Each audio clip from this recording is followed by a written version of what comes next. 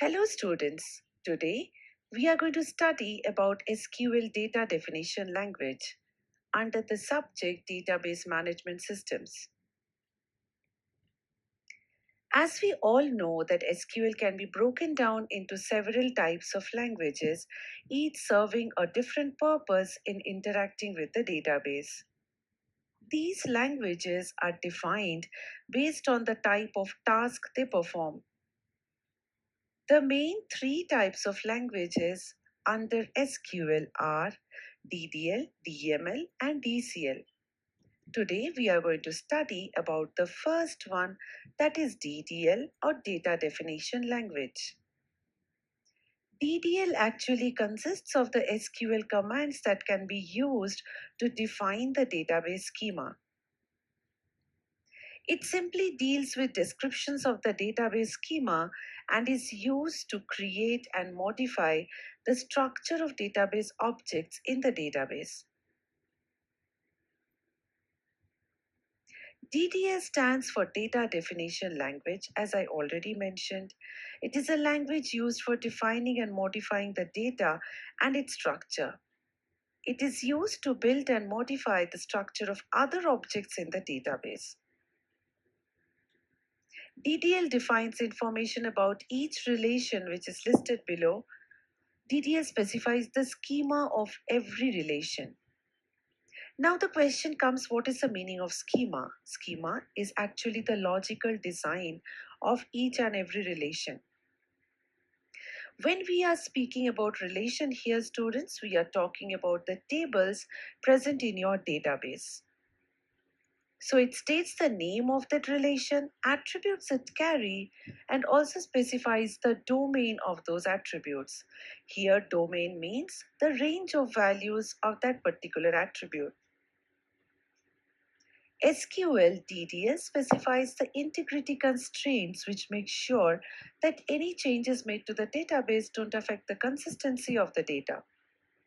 When we speak about integrity constraint, we are speaking about mentioning the primary key, the foreign keys, etc. SQL DDL also maintains the set of indices for each relation, which let you retrieve the records from the database quickly. So the DDL information, it maintains the information about security of data in the database and also keeps the information regarding the authorization of each relation. It also describes the storage structure of each relation and like how it will be exactly stored in the hard disk. The examples of DDL command include create, drop, alter, truncate, comment, and rename. So we will go and look at these commands one by one. First, we are looking at the create command. Now the create command is used to create the database or its objects like table, index, function, views, stored procedures, triggers, etc. Here we can see that the create command is used to create a new table. The first thing which you can see here is the syntax. So we write create table. These two are obviously keywords here. So create table, after that name of the table which is your choice. So table name. Inside that, after that, inside a first bracket, you're giving the column name and then followed by its data type. So column name 1, data type, column name 2, data type, etc. Here we can see an actual example of the same where we are creating a table employee. So create table employee ID which is column 1, space int is the data type of that particular column. E-name char, age int, city cat 25, phone number varcat 20. Now we come to the next command, that is drop. So drop command allows us to remove the entire database objects from the database. So for example, it like normally, very commonly we use the drop command to drop or delete a table from the database. So what is the syntax of that? Drop table, these two are again keywords. Drop table, table name, or drop database, database name. So drop table employee will remove the table employee from your database. So if you want to remove individual records, you are going to use delete command. But here when you are dropping the table, the whole table will be dropped or deleted from your database. Now we come to the alter command. An alter command allows to alter or modify the structure of the database. It modifies an existing database object. So it is used for multiple purposes. Here we are seeing a few. The first one you can see here, okay, it's like alter table, table name, add column name, data type. So we are trying to add a new column to a pre-existing table. Okay, so how will you use this actually? This is an example. Alter table, then employee. Then we are writing add address varchar to 50. So we are altering this table. How are we altering? We are altering by adding a new column. So add is again a keyword here. What is a new column name here? That is address. And what is the data type of that? That is varchar to 50. Next one which we have shown here is like alter table, table name, rename old column name to new column name. For example, alter table employee, then rename phone number to contact number. So in this table employee, there was a column called phone number, which we are changing now to contact number. Phone underscore NO to contact underscore NO. The next one, alter table, table name, drop column, column name. We are dropping a particular column from that table. So alter table employee, drop column age. So that table employee had a column called age in it, which is dropped or deleted now. Remember one thing, with this, all the values which were present in that particular column will also get deleted. Okay.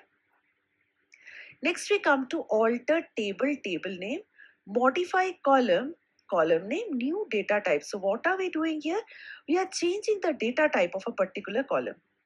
So alter table employee, modify column contact number to number. Okay. So this particular attribute of the employee table, that is contact underscore NO, it had a data type, okay, which we are modifying or changing now to number.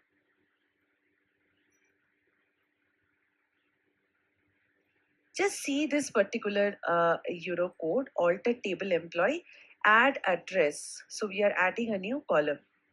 In this particular example, we are renaming a column to a new one. You can just have a look at this example too. I have already discussed this. So we are coming to another, the fourth command, that is rename command. Now rename command is used to rename a complete object. For example, you want to rename a database table. We have already seen how to rename a column. This is, or how to change the name of a column. Okay. What are we doing here?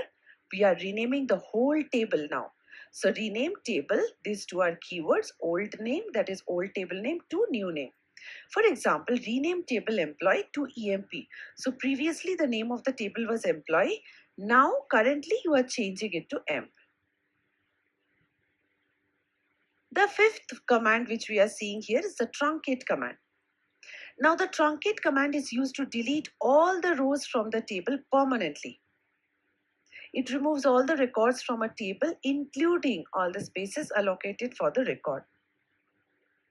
This command is same as delete, a command which we will study later. But truncate command does not generate any rollback data. So if you are truncating a particular table, you cannot roll back and then retrieve the data which you just deleted, which is possible with the delete command. If I'm using delete command, you can anytime roll back and then go back to the previous data, which is not at all possible here. So truncate table, table name, it's very easy. Truncate table, both are keywords. Employee is the name of your table.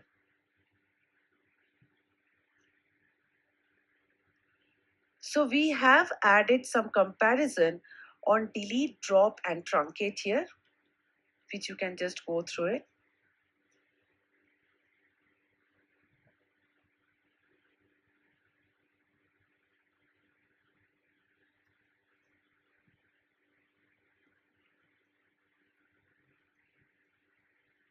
Thank you, students.